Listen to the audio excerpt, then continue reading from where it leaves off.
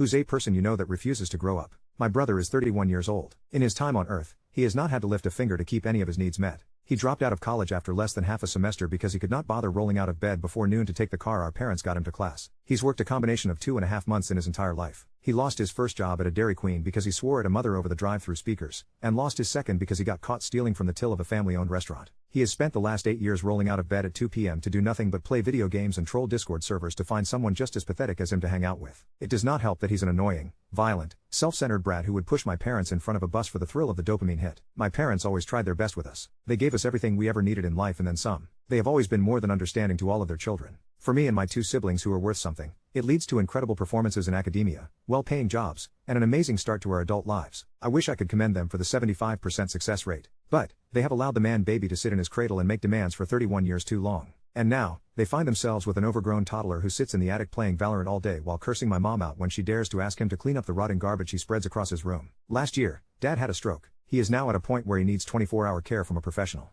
My mother is burned out. She retired when Dad had the stroke to take care of him, and it's done more damage to their relationship than 33 years of marriage could ever do. It does not help that they are perpetually harassed by the child demanding his dinner be delivered to him while he screams at teenagers over the internet. Me, all my human siblings, and my parents have been talking for months now about solutions. At the beginning of the month, we decided Dad is going to a care center. Mom will sell the house to move to a 55-plus community close to Dad, and the man baby will hopefully find a box with an internet connection. Mom and Dad have always protected him, but my guess is the stroke finally woke them up to the reality of the situation. Yeah, it sucks, and they are to blame for allowing him to get to this point. But, there comes a time to cut your losses and admit you messed up and move on. It's a shame all of the man baby's siblings, including myself, hate his guts. None of us care what happens to him, and it's interesting to say that out loud now that I think about it. I got the privilege to be there yesterday when he got the news. Mom's going to be moving in with sis till the house sells. Dad's going to the care center next week, and movers will be clearing the place out starting pretty much now. He has a month. The eviction process is already rolling. The non-emergency line already knows that his temperamental and violent behind has been served and is ready to respond if he does something stupid. Oh,